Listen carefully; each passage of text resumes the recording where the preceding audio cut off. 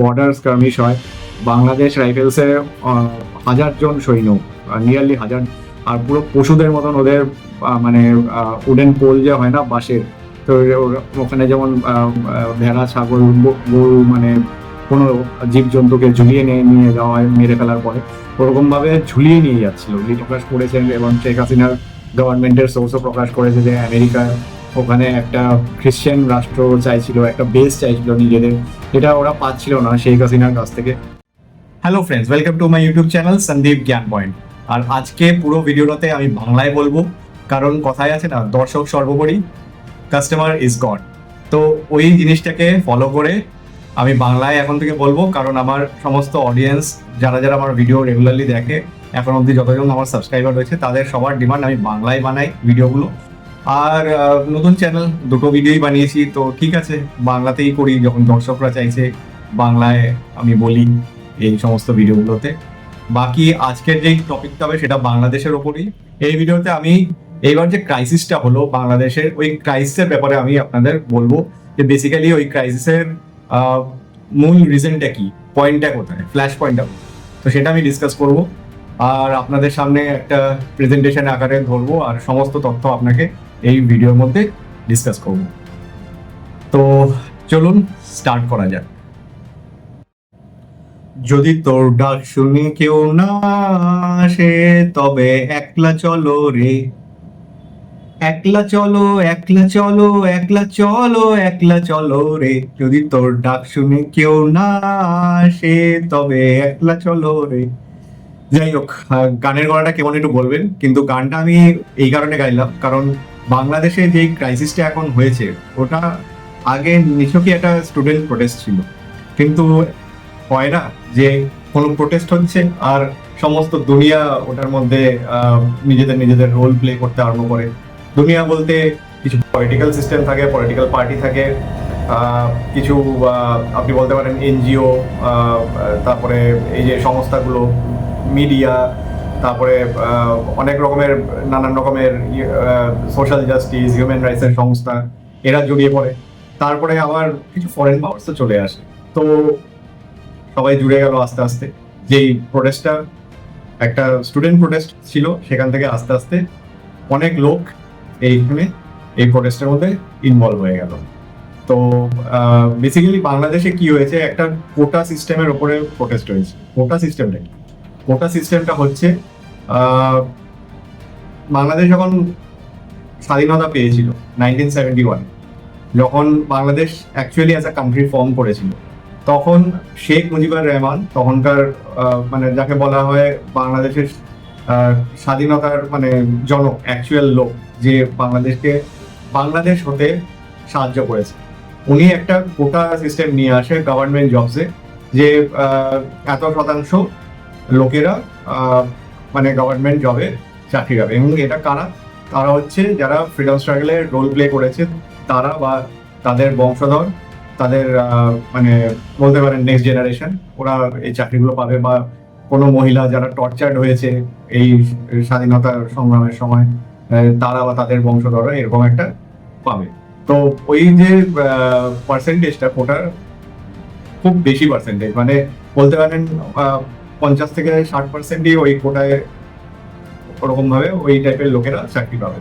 আর বাকি হয়ে যাচ্ছে খালি 40%, ওই 40% খালি মেরিটের ওপর হবে। তো সেটা নিয়ে অ্যাকচুয়ালি সমস্ত ফ্ল্যাশ পয়েন্ট। তো আমি এরপরে আপনাদের সামনে কিছু স্লাইডস আর ফ্যাক্টস ধরবো আর আপনাদের বোঝাবো অ্যাকচুয়ালি কি কি ঘটনা থেকে এই ক্রাইসিসটা স্টার্ট হয়েছে আর এখন যে সিচুয়েশন, এটা কিভাবে হয়েছে। সবাই জানেন শেখ হাসিনা তো এখনো ইন্ডিয়াতেই আছে, এবং বাংলাদেশ গভর্নমেন্ট যে interim government, Nobel laureate peace prize যিনি অ্যাওয়ার্ড জিতেছেন, মোহাম্মদ ইউনিস, উনি একজন নোবেল লরেট, উনি এখন এই গভর্নমেন্টটাকে সামলাচ্ছেন। এটা একটা ইন্টারিম গভর্নমেন্ট, এখনো কোনো ইলেকশন হয়নি, আগের গভর্নমেন্ট নাল অ্যান্ড ভয়েড হয়ে গেছে। তো মোহাম্মদ ইউনিস এখন এই গভর্নমেন্টটাকে সামলাচ্ছেন। আর ওখানে যে main opposition party, Bangladesh nationalist party, Khaleda জিয়ার পার্টি, আর জামাত বলে একটা পার্টি আছে, জামাতে ইসলামী, আরো কিছু কিছু পার্টি আছে।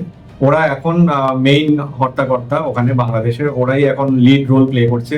আওয়ামী লীগের এখন অনেক প্রোটেস্ট হয়ে গেছে, ওরা এখন একটু মানে বুঝতে পারছেন একটু ওই অবস্থায় নেই, মানে সমস্ত কিছুতে পার্টিসিপেট করার। তো বেসিক্যালি এরকমই একটা সিচুয়েশন বাংলাদেশে, এবং ওরা চাইছে শেখ হাসিনাকে ইন্ডিয়ার থেকে এক্সট্রাডাইট করার। তো দেখা যাক সেটা আগামী দিনেই বলতে পারবো অ্যাকচুয়ালি কি হতে পারে, শেখ হাসিনারও কি ফেট হতে চলেছে, উনি কি বাংলাদেশে ফিরবেন, আবার পলিটিক্সে নামবেন। তো এই সমস্ত জিনিসগুলো পরেও জানতে পারবো, পরে বুঝতে পারবো। তো বাকি এখন মেইন জিনিসটা হচ্ছে এই প্রোটেস্টটা হলো কেন। তো ওই কোটার কোটার উপরই অ্যাকচুয়ালি প্রোটেস্টটা। তো সেটা আমি আপনাকে একটা প্রেজেন্টেশন আকারে বলবো। তো চলুন স্লাইডে চলে যাওয়া যাক। বন্ধুরা, এই যে কোটা প্রোটেস্টটা হচ্ছে না, ওটা অ্যাকচুয়ালি সিভিল সার্ভিসে রিজার্ভেশন নিয়ে তার এগেনস্টে। তো আমি নেক্সট স্লাইডে যাব। তো এখানে সিডস অফ 2024 এর যে প্রোটেস্টটা, সেটা সিডস, সেটার বীজটা কোথায় রোপণ করা হয়েছিল সেটা আপনাকে জানাবো, কারণ কোনো ইস্যু জানতে গেলে ওটার বীজটা কি ওটাকে জানা জরুরি, মানে কোথা থেকে অ্যাকচুয়ালি ইস্যুটা অ্যারাইজ হয়েছে। তো সেই মতন আমার সমস্ত প্রেজেন্টেশনটা আমি সাজিয়েছি, আর যে যে ইভেন্টস গুলো তখন থেকে হয়েছে সেগুলো এখানে মেনশন করেছি আপনাদের জন্য। তো মার্চ 8 তারিখ 2018-তে বাংলাদেশ হাইকোর্ট একটা পিটিশন করা হয় হাইকোর্টে, যে এক্সিস্টিং যে কোটা সিস্টেমটাকে আছে সেটাকে যাতে চেঞ্জ করা হয় বা সেটাকে যাতে কন্টিনিউ না রাখা হয়। তো সেই পিটিশনটা বাংলাদেশ হাইকোর্ট রিজেক্ট করে। আর মানে পলিটিক্যাল মহলেও এটাই একটা ধারণা যে শেখ হাসিনা তখনকার যে প্রাইম মিনিস্টার ছিলেন, মানে উনি 2024-এ এই কদিন হলো উনি ওনাকে মানে পাওয়ার থেকে সরিয়ে দেওয়া হয়েছে, ওনাকে লিটারেলি পালাতে হয় বাংলাদেশ থেকে। তো উনি সব থেকে বেশি সার্ভ করেছে বাংলাদেশের পলিটিক্যাল সিস্টেমে প্রাইম মিনিস্টার হিসেবে। তো উনি একটুখানি এই যে কোটা সিস্টেমটা আছে না, যে রিজার্ভেশনটা যেটা নিয়ে মেইন ইস্যু, সেটাকে উনি সবসময় মানে এটা একটা পলিটিক্যাল মহলে বা বাংলাদেশের জনগণের মধ্যে এটার ধারণা যে উনি এটাকে সাপোর্টই করেন, কারণ শেখ মুজিবুর রহমান যে মানে বাবা শেখ হাসিনার, উনি অ্যাকচুয়ালি এই কোটা সিস্টেমটাকে মানে ইন্ট্রোডিউস করেন বাংলাদেশে। তো বাংলাদেশ তখনকার প্রাইম মিনিস্টার শেখ হাসিনা তো ওই কোটা সিস্টেমটাকে বহাল রাখে, মানে কোর্টের যে রায় আসে, কোর্টের যা ডিসিশন আসে সেই মতো। আর ওরকমই মানে পলিটিক্যাল মহলে বা জনগণের মধ্যে ওরকমই একটা ধারণা যায় যে উনি ওটাকে ফেভারই করছেন, যে এক্সিস্টিং কোটা সিস্টেমটা আছে উনি চান ওটা থেকে যান। আর ওই সময় কিছু প্রোটেস্ট আরম্ভ হয় ছোট ছোট।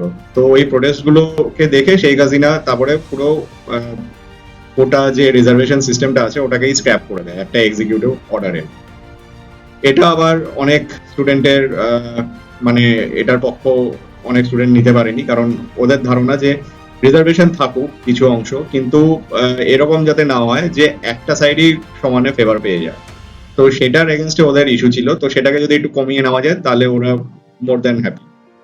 তো ওই স্টুডেন্টরা ভাবলো যে কোটাটাকেই এখন শেষ করে দিল। তো সেটাও একটা জিনিস ট্রিগার করেছে।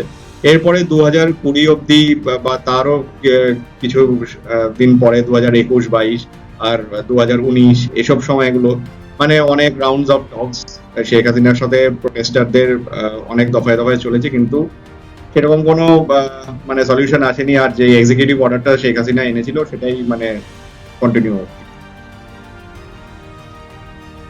এই ভিডিওতে আমি আপনাদের একটা ক্লিপ দেখাবো ওই 2018-এর যে প্রোটেস্ট চলছিল কোটা সিস্টেম নিয়ে, এটার ব্যাপারেই আর কি।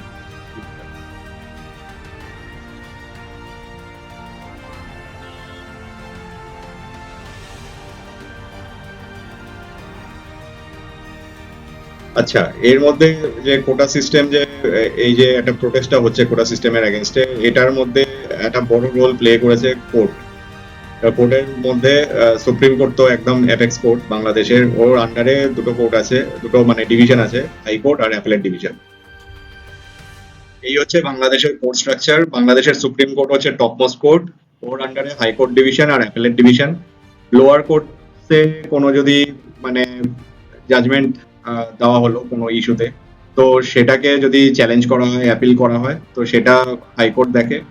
আর হাইকোর্ট যদি কোনো জাজমেন্ট পাস করে কোনো ইস্যুতে, সেটাকে যদি চ্যালেঞ্জ করা হয়, সেটা কারো যদি পছন্দ না হয়, সেটার এগেনস্টে আপনি অ্যাপেল করতে পারেন অ্যাপেলেট ডিভিশনে। তো অ্যাপেলেট ডিভিশনে আপনি ওইভাবে অ্যাপিল করতে পারেন। আর এই হচ্ছে হাইকোর্ট ডিভিশন আর অ্যাপেলেট ডিভিশনের মানে way of functioning. Supreme court এই দুজনেরই কার্যকলাপ দেখে, আর ওদের যদি কোনো জাজমেন্টে কোনো ডাউট থাকে, ওদের যদি কোনো জাজমেন্ট সেরকম মনে হয় যে ঠিকঠাক হয়নি, ওরা সেগুলোকে ওভারসি করে ওভাররাইড করে নিজের জাজমেন্ট পাস করতে পারে। গভর্নমেন্টেরও কোনো অ্যাকশনকে ওরা মানে নাল অ্যান্ড ভয়েড করে নিজের মতন জাজমেন্ট পাস করতে পারে। এটা সুপ্রিম কোর্টের পাওয়ার। নেক্সট স্লাইডে আমি আপনাদের জানাবো এই বছরই মানে কিভাবে কোর্টও একটা বিশাল রোল প্লে করেছে এই প্রোটেস্টের মধ্যে। তো চলুন চলা যাক নেক্সট স্লাইডে। তো বেসিক্যালি কি হয়, জুন 5 তারিখ 2024-এ বাংলাদেশ হাইকোর্ট ওই নালিফাই করা যায় এক্সিকিউটিভ অর্ডারটা, যেটা শেখ হাসিনা চালু করেছিল যে কোটা সিস্টেম চলবে না। তো জুডিশিয়াল ইন্টারভেনশন যেটা হয়, আর এটা ফাইল করা হয়েছিল অ্যাকচুয়ালি এই কারণে, কিছু ডিসেন্ডেন্টস ছিলেন, মানে ডিসেন্ডেন্টস বলতে যারা বলতে পারেন বংশধর ফ্রিডম ফাইটারদের, ওর মধ্যে কিছু কিছু লোক যারা মানে এদের চাকরি পেতে প্রবলেম হচ্ছে কারণ ওই কোটা সিস্টেমটাই নেই, তো তারা একটা পিআইএল ফাইল করেছিল হাইকোর্টে।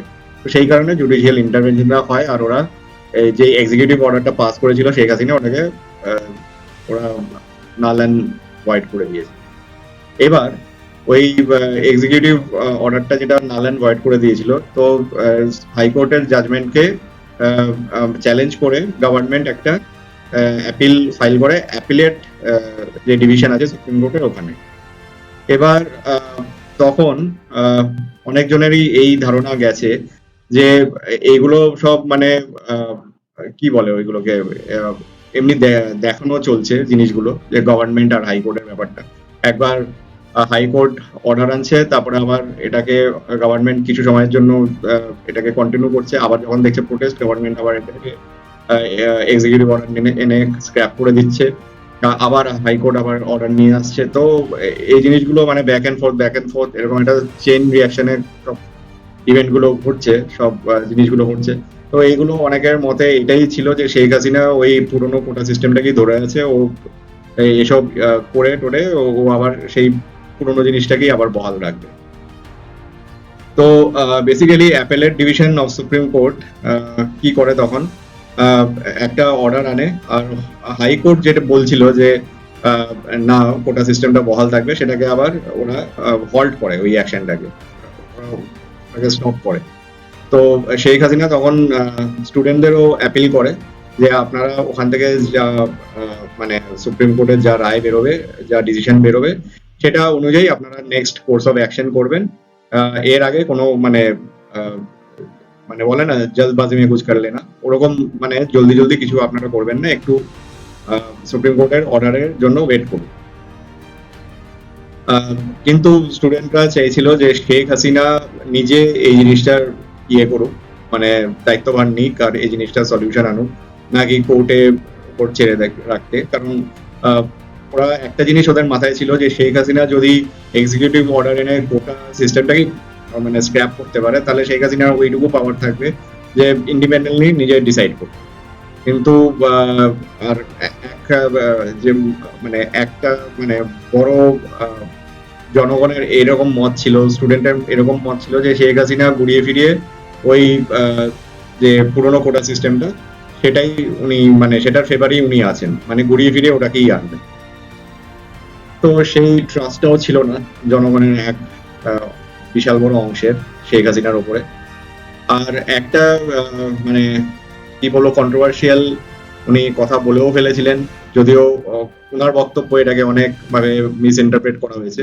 এটা হচ্ছে উনি একটা ইন্টারভিউতে বলে ফেলেছিলেন যে কোটা তো মানে যারা ফ্রিডম ফাইটার, যারা দেশের জন্য নিজেদের বলিদান দিয়েছে, তাদেরই বংশধর হওয়া উচিত, বা তারাই পেতে পারে অ্যাকচুয়ালি, রাজাকাররা পেতে পারে না।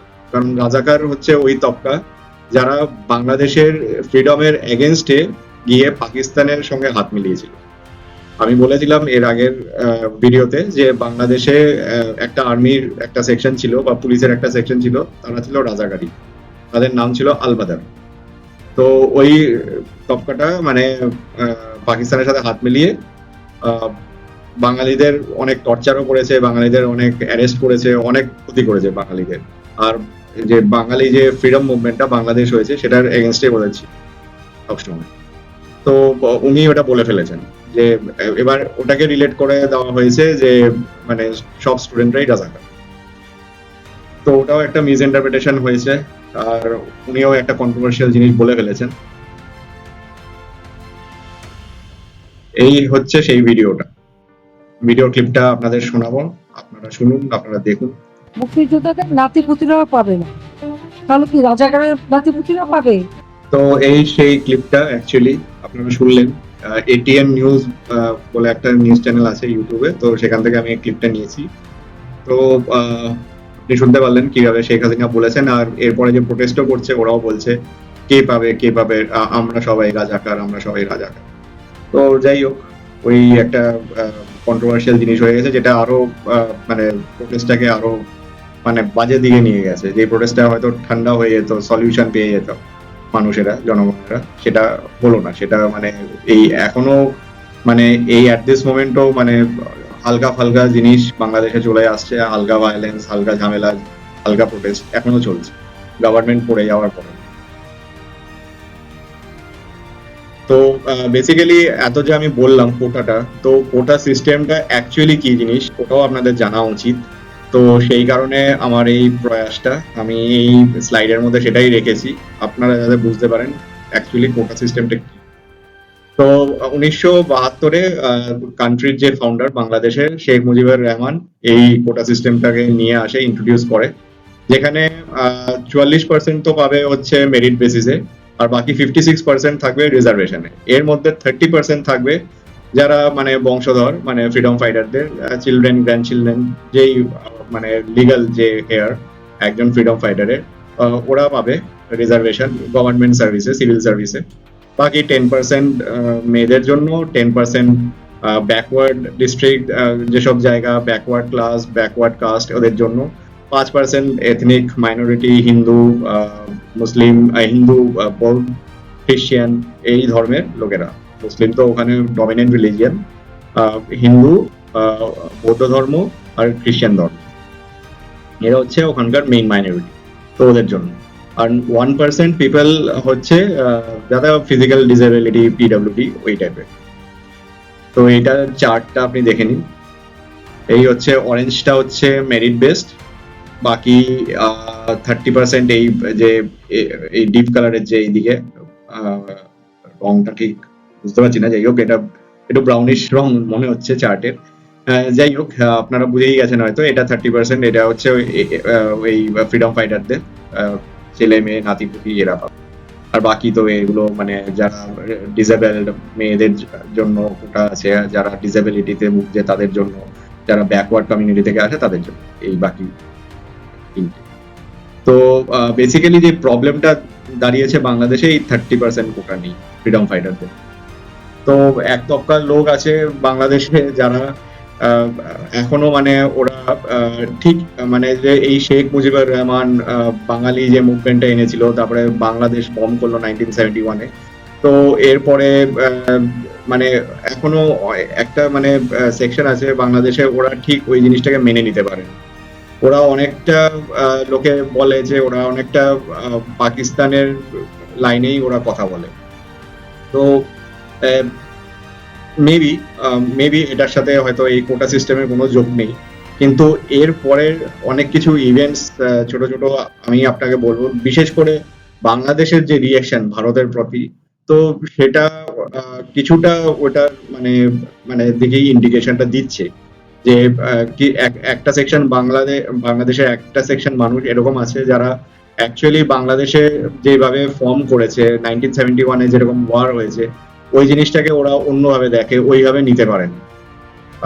তো যেই কারণে এই যে প্রোটেস্টটাও হয়েছে, তো বাংলাদেশের যে মানে এই প্রোটেস্টটাকে লিড করেছে যেই সংস্থাগুলো, তারা তাদের যে মানে লোকজন, শেখ মুজিবুর রহমান যে বাংলাদেশের ফাউন্ডিং ফাদার, তার মূর্তি পর্যন্ত ওরা মানে ভেঙে দিয়েছে, তছনছ করে দিয়েছে। আপনি চিন্তা করতে পারছেন মানে মানে ওই সেকশনের কিরকম ধরনের তাহলে চিন্তা। তার মানে ওরা বাংলাদেশের যে এরকম ভাবে ফর্ম করেছে ওটাকেই ওরা মেনে নিতে পারে।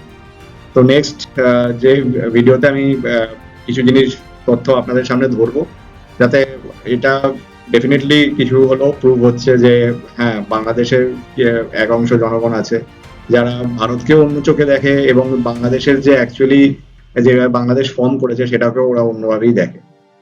তো মোটামুটি আপনারা বুঝলেন কোটার সিস্টেমের মেইন প্রবলেমটা। অ্যাকচুয়ালি যে এই 30% যে ফ্রিডম ফাইটারদের জন্য রিজার্ভেশন করা হয়েছে সেটারই বিরুদ্ধে অ্যাকচুয়ালি এই স্টুডেন্টদের সমস্ত প্রোটেস্টটা ছিল।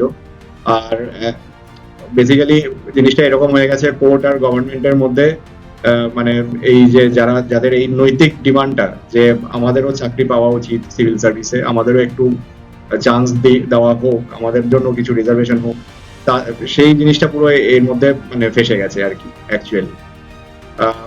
একবার কোর্ট অর্ডার আনছে, আবার তারপরে গভর্নমেন্ট গিয়ে ওটাকে চ্যালেঞ্জ করে স্ক্র্যাপ করে দিচ্ছে, আবার কোর্ট আনছে, আর গভর্নমেন্টও তো তখনই স্ক্র্যাপ করছে যখনই দেখছে অ্যাজিটেশন হচ্ছে, ওটাকে নিয়ে প্রোটেস্ট হচ্ছে। তো এই জিনিসটা ওরকম সার্কেলে চলছিল। আর মধ্যখান থেকে যাদের অ্যাকচুয়ালি নৈতিক ডিমান্ড, মানে যারা অ্যাকচুয়ালি ওই জবের জন্যই মানে এই প্রোটেস্টটাতে নেমেছে, তারাও কিছুটা মানে এটাতে পিছিয়ে গেল, কারণ অনেকের অনেক ক্ষতি হয়েছে। কারণ এখন অব্দি এই বাংলাদেশে যে প্রোটেস্টটা হয়েছে তার জন্য অনেক লোকের ক্ষয়ক্ষতি হয়েছে, অনেক লোক মারা গেছেন। আমি আপনার সামনে এই ডেটাটা তুলবো। এখন অব্দি 440 লোক মারা গেছে। এই ডেটাটা হচ্ছে 6 অগস্টের। এরপরে আর লেটেস্ট ডেটা পাইনি আমি, এটাই লেটেস্ট পেয়েছি। কিন্তু যেরকম ভিডিওতে দেখা যাচ্ছে, যেরকম সোশ্যাল মিডিয়াতে দেখা যাচ্ছে, এর থেকে বেশি হতে পারে ক্ষয়ক্ষতির পরিমাণ। আর হিন্দুজ মাইনরিটিজ এদের উপর তো অত্যাচার হয়েই যাচ্ছে এখনো। যারা মাইনরিটি কমিউনিটির লোক আছে তাদেরকে মানে চাকরি থেকে জোর জবরদস্তি করে ছাড়ানো হচ্ছে, যারা মাইনরিটি জাজ আছে, বা কিছু যারা বলতে পারেন সরকারি কর্মী, যারা বাংলাদেশের যে এই ফ্রিডম যে পেয়েছিল 1971 থেকে, তারা ধরুন একটু শেখ মুজিবুর রহমানের ঘেঁষা, মানে ওর আইডিওলজি, ওর চিন্তা ভাবনাটাকে ফলো করে, বা বাংলাদেশে সত্যিই মানে বাঙালিদের উপর যে এত মানে টর্চার করেছে, ওদেরকে এত ডিসক্রিমিনেট করেছে পাকিস্তানিরা। তখনকার তো বাংলাদেশ ছিল না অ্যাকচুয়ালি, 1971 এর আগে ওটা ইস্ট পাকিস্তান ছিল। তো ওয়েস্ট পাকিস্তানের লোকেকে এত টর্চার করেছে, ওরা এই জিনিসটাকে যে মানে অ্যাকনোলেজ করে। আর শেখ মুজিবুর রহমানের এই যে সমস্ত এই সংঘর্ষটা, এটার সাইডে ওরা আছে এরকম টাইপের যে কর্মীরা, মানে গভর্নমেন্ট সার্ভিসে নানান রকম ডিপার্টমেন্টে। তো তাদেরকে জোর জবরদস্তি করে রিজাইন করানো হচ্ছে, তাদের উপর টর্চার হচ্ছে, তাদের ঘর জ্বালিয়ে দেওয়া হচ্ছে, হিন্দুদের উপর অত্যাচার হচ্ছে। এই দেখুন, এতগুলো হিন্দু টিচারকে মানে রিজাইন করানো হয়েছে, ঠিক আছে। তারপরে এখন যে ইন্টারিম গভর্নমেন্ট আসছে, সে তো আরো অন্য লেভেলের খেল খেলছে। ও তো মানে যারা মানে টেরোরিস্ট সম্পন্ন মানসিকতার লোক, মানে ওরকম টাইপেরই রিলিজিয়াস প্রিচার, যারা মানে ইসলামিস্ট মাইন্ডসেটের লোক, তাদেরকে ওরা রিলিজ করে দিচ্ছে। আর যাদের ওপর অনেক রকমের কেসেস আছে, অনেক রকম ধারা আছে, মার্ডারের, ক্রাইমের, বা এই টেরোরিস্ট অ্যাক্টিভিটিস এর উপরে, ওদের উপরে অনেক রকমের কেস আছে, তাদেরকে ওরা রিলিজ করে দিচ্ছে। তো জানি না আগামী দিনে ইন্ডিয়া বাংলাদেশের রিলেশন কিরকম হবে। তো কিছু ডেটাও দেখাবো যে ইন্ডিয়া বাংলাদেশের মধ্যে এখন মানে কখনোই না, মানে শুধু এখন না, কখনোই খুব একটা যে মানে মধুর রিলেশন ছিল বা আছে বা থাকবে, সেটা কখনোই হবে না। কিছু কিছু ইস্যু আছে, আর বাংলাদেশেরও একটা লার্জ সেকশন লোক ইন্ডিয়াকে অন্য চোখে দেখে। তো আপনাকে কিছু ক্লিপ আমি দেখাবো। তো আমার প্রেজেন্টেশনটা এখানে এন্ড হবে, বাকি আপনাদের সামনে এসে আমি কিছু কিছু জিনিস আপনাদের সামনে রাখবো। ভিডিও থেকে কিন্তু কোথাও চলে যাবেন না, ভিডিওর একদম লাস্ট অব্দি দেখবেন, কারণ অনেক ইনফরমেশন আপনারা পাবেন, আর ক্লিয়ার নলেজ, আনবায়াসড নলেজ আপনার তৈরি হবে বাংলাদেশের ব্যাপারে। তো ভিডিওকে লাইক করবেন, শেয়ার করবেন আর একদম লাস্ট অবধি থাকবেন কিন্তু। তো ফ্রেন্ডস, আমি যেটা বলছিলাম, বাংলাদেশ আর ভারতের মধ্যে এখনো অবধি অনেক কিছু ইস্যু হয়ে গেছে, আর কিছু কিছু ইস্যু রিজলভ হয়েছে, কিন্তু কিছু কিছু ইস্যু এখনো রয়ে গেছে অ্যাট প্রেজেন্ট, আর ফিউচারেও হয়তো কিছু ইস্যু আসবে। তো এটা একটা নর্মাল জিনিস, যে কোনো দেশের মধ্যে সব কিছু যে একদম ঠিকঠাক যাবে সেটা কখনোই এক্সপেক্ট করা যায় না। কিছু প্রবলেমস থাকবে, কিছু ইস্যুস থাকবে, মিসআন্ডারস্ট্যান্ডিংস থাকবে। তো সেইগুলোকে রিজলভ করা, সেইগুলো নিয়ে এগিয়ে যাওয়া, সেইগুলোকে রেসপেক্ট করা, সেটাই হচ্ছে দুটো রেসপন্সিবল দেশের মানে হওয়া উচিত সবসময়। আর বাংলাদেশ আর ভারত এটা সবসময় ট্রাই করে এসছে, যেমন 2015-তে ল্যান্ড বর্ডার এগ্রিমেন্ট একটা সাইন করা হয়েছে, যেখানে কিছু ডিসপিউটেড টেরিটরিজ ইন্ডিয়া আর বাংলাদেশ ট্রান্সফার করে দেন নিজেদের মধ্যে। ভারত ট্রান্সফার করে 111খানা এরকম এনক্লেভ, আর বাংলাদেশ ট্রান্সফার করে 51খানা এনক্লেভ। 111খানা এনক্লেভকে যদি আপনি একরসে দেখেন তো 17,000-এরও বেশি হচ্ছে একর ল্যান্ড, আর 51 এনক্লেভ যদি আপনি একর হিসাবে দেখেন তো 7,000-এরও বেশি ল্যান্ড, মানে একর অফ ল্যান্ড বাংলাদেশ ভারতকে ট্রান্সফার করে দেয়। কিন্তু যেটা হয় মানে সব জিনিস রিজলভ হয় না একসাথে। যেমন 180 কিলোমিটারের মতন মানে বর্ডার আছে ভারত আর বাংলাদেশে, যেটা নদী ঘেঁষা। তো নদী যখন তো বৃষ্টি বাদলা এসব হলে বন্যা হবে, সয়েল ইরোশন হবে, তো ওখান থেকে একটা ইস্যু রেইজ হয়েছে। আর এছাড়াও এখনো কিছু কিছু জায়গা আছে যেখানে ডেমার্কেশন করা হয়নি ভারত আর বাংলাদেশের মধ্যে। তো এরকমই একটা জায়গা হচ্ছে কুমিল্লা ডিস্ট্রিক্ট, যেটা বাংলাদেশের মধ্যে আসে, আর ওটা অ্যাকচুয়ালি বর্ডার করছে ত্রিপুরার সাথে। ত্রিপুরা ভারতেরই একটা স্টেট। তো ওখানে 6.5 কিলোমিটারের মতো ল্যান্ড আছে, যেটা এখনো ডেমার্কেশন হয়নি। তাছাড়া 2001-এ একটা বর্ডার স্কার্মিশ হয়। বাংলাদেশ রাইফেলসের 1000 জন সৈন্য, নিয়ারলি 1000 জন সৈন্য, ভাবতে পারছেন আপনি, যে ভারতে ঢুকে পড়ে আনপ্রভোকড অবস্থায়।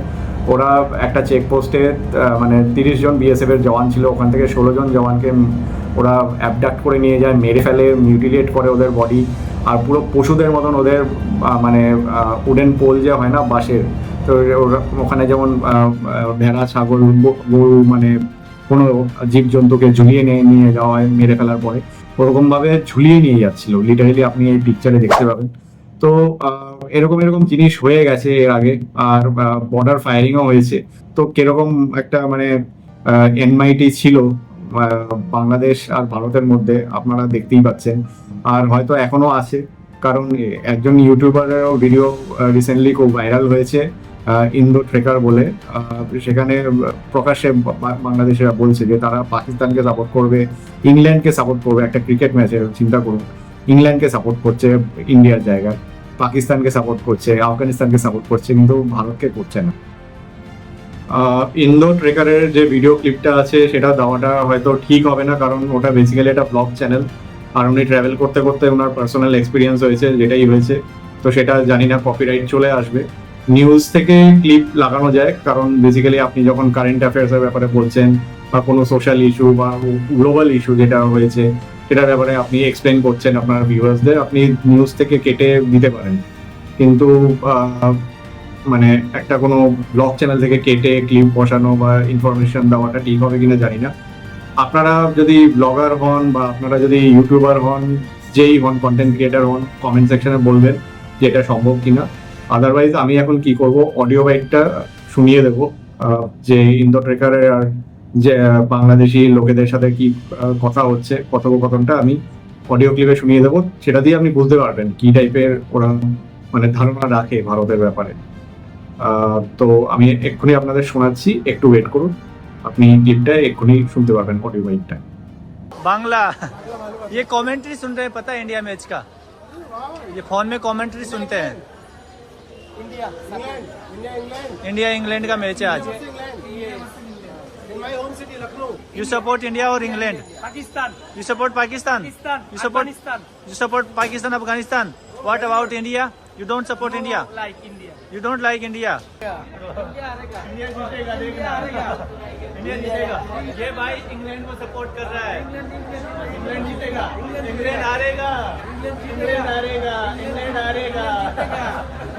इंग्लैंड हारेगा, देख लेना। मैं सुबह आऊंगा यहाँ पे, इंग्लैंड हार गया तो क्या करेगा? वो इसीलिए बात है तुम्हारा मोदी के लिए, इसीलिए बात करो जो इंडिया का हार अच्छा, मोदी से नफरत कर रहे ये भला है। বাকি পুরো ভিডিওটা দেখতে গেলে আপনাকে ইন্দোর ক্রিকেটের চ্যানেলে গিয়ে ওই ভিডিওটা দেখতে হবে। আমি ভিডিওর লিঙ্কটা ডেসক্রিপশনে দিয়ে দেবো, আপনারা চাইলে ওই ভিডিওটা দেখতে পারেন। তাহলে আপনার পুরো আইডিয়া হয়ে যাবে বাংলাদেশের অনেক এরকম নাগরিক আছে, তারা কিরকম ভাবে ভারতের ব্যাপারে। আমি বলছি না সবাই এরকম ভাবে, কিন্তু অনেক লোক ভারতের ব্যাপারে খুব একটা পজিটিভ ভাবে না বাংলাদেশ। তো সেটা আপনি মানে বুঝতে পারবেন ওই ক্লিপটা দেখলে। খুব আই ওপেনিং আমার লেগেছে, তাই আপনাদের সাথে আমি শেয়ার করলাম অ্যাকচুয়ালি। প্লাস ফ্রেন্ডস, একটা জিনিস শোনা যাচ্ছে বাংলাদেশে যে এই সমস্ত প্রোটেস্টটা হলো, এটা নৈতিক mass protest, no doubt about that. কিন্তু এটার পেছনে কিছু ফরেন পাওয়ার্সেরও হাত আছে। শেখ হাসিনা এইভাবে আউটস্টার হয়ে গেল, ওনাকে পাওয়ারচ্যুত করা হলো।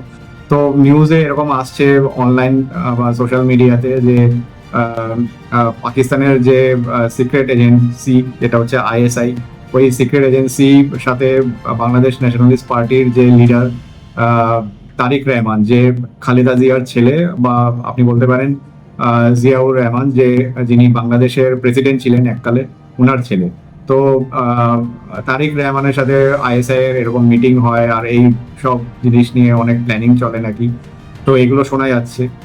আর অনেকে বলছে যে আমেরিকারও এটার পেছনে হাত আছে, কারণ আমেরিকা চাইছিল, এবং শেখ হাসিনাও এটা অনেকবার বলেছে, মানে প্রকাশ করেছেন, এবং শেখ হাসিনার গভর্নমেন্টের সোর্সও প্রকাশ করেছে যে আমেরিকা ওখানে একটা খ্রিশ্চান রাষ্ট্র চাইছিল, একটা বেস চাইছিল নিজেদের, এটা ওরা পাচ্ছিল না শেখ হাসিনার কাছ থেকে। এর মানে রেজাল্টেই আমেরিকা ফের এই যে মানে বাংলাদেশের যে একটা বিশাল তবকা রয়েছে যারা শেখ হাসিনাকে চান না, যারা একটু অন্য রকমের চিন্তা ভাবনা রাখে, তাদেরকে ওরা মানে সাহায্য করে। আর কোনো একটা বড় জিনিস যখন ঘটনা ঘটে, ওটার আগে থেকেই না আপনি দেখতে পাবেন সোশ্যাল মিডিয়া, অনলাইন অনেক কিছু ওই প্রোটেস্টটাকে নিয়ে মানে প্রকাশ পায়। মানে ওটাকে একটা মানে মানুষের প্রোটেস্ট হিসাবে ওটাকে দেখানোর চেষ্টা হয়, যেটা একদমই ন্যায্য। মানুষের প্রোটেস্ট তো বটেই। এরকম হতে পারে না যে ওখানে মানে যারা অ্যাকচুয়ালি জব পাচ্ছে না, যারা রিজার্ভেশনের জন্য ভুগছে, এরকম হতে পারে না ওদের সংখ্যার লোক নেই, নিশ্চয়ই আছে, এবং হয়তো সেটা 90%ই আছে। কিন্তু এরকম 10%ও আছে যাদের কিছু অন্য মোটিভ ছিল আর আছেও। আর সেটা এখন প্রকাশ পাচ্ছে, কারণ যে কারেন্ট ইন্টারিম গভর্নমেন্ট আছে, সে আল কায়দারই মতন একটা বাংলাদেশেরও এরকম একটা মডিউল আছে যারা আল কায়দারই লাইন বলে আর লাইন গায়। তো সেই মডিউলটার যে হেড, তাকে ছেড়ে দেওয়া হয়। আপনাকে এখানে আমি দিয়ে দিলাম একটা স্ক্রিনশট, তো আপনি দেখে নিতে পারেন। তো ওনাকেও রিলিজ করে দেওয়া হয় জেল থেকে। ওনার উপরে অনেক রকমের কেস আছে, একটা ইউটিউবারকে মেরে ফেলারও আরোপ আছে। তো সেরকম একটা লোককে উনি ছেড়ে দেন। আরো অনেক এরকম টাইপের উগ্রবাদী লোকেদের ছেড়ে দেওয়া হচ্ছে, ওদের থেকে কেস তুলে নেওয়া হচ্ছে। তাই জিনিসগুলো জানি না কোন দিকে যাবে। বাংলাদেশও কি পাকিস্তানের রাস্তায় হাঁটবে বলতে পারছি না। বাংলাদেশ অবশ্যই, আমরা তো বাংলাদেশকে ফ্রেন্ড হিসাবেই মানি, কিন্তু এটাও ঠিক আমরা মানি বলে যে ওরাও মানবে তার কোনো মানে নেই। আর কিছু পয়েন্টের ডিফারেন্স থাকতেই পারে এদিক ওদিক, তো এগুলো নিয়ে আমাদের চলতে লাগবে। দেখা যাক আগামী দিনে কি হয় বাংলাদেশে। আর এরকমই আমি ভিডিও আনতে থাকবো। থার্সডে আর ফ্রাইডে আমি চেষ্টা করব আপলোড করার, কিন্তু দুদিন হয়তো হবে না, তাও আপনাকে বলে রাখলাম। যদি থার্সডে না হয় তো ফ্রাইডে হবে আপলোড, আর যদি ফ্রাইডে না হয় তো অবভিয়াসলি থার্সডেতে আপনি পেয়েই যাবেন ভিডিও। আর যদি দুদিনই পারি দুদিনই আপলোড করব, দেখা যাক। কারণ আমিও চাকরি করি, আর এসব তথ্য আপনাদের সামনে রাখতে গেলে প্রচুর রিসার্চ করতে হয়। একটাও কিন্তু আমি রিসার্চ ছাড়া করিনি, সব কিছু ফ্যাক্টস আপনি পেয়ে যাবেন। আমি ওয়েস্টার্ন মিডিয়াকেও কোট করেছি, আমি ইন্ডিয়ান মিডিয়াকেও কোট করেছি। তো সব কিছুই মানে অনলাইনে আপনি পেয়ে যাবেন, কোনো কিছু ফ্যাক্টস ছাড়া না। তাই টাইম লাগে এগুলো করতে, চাকরি করতে করতে এগুলো অনেক সময় মানে করে হওয়া ওঠে না বা হয় না। তাই চেষ্টা করবো দুদিনই ভিডিও আনার, কিন্তু দুদিন না হলে থার্সডে বা ফ্রাইডে আপনি ভিডিও পেয়ে যাবেন। তো এখনের জন্য আমি আপনার থেকে বিদায় নিচ্ছি। সাবস্ক্রাইব, লাইক, শেয়ার করে দেবেন, কমেন্ট করবেন। টাটা।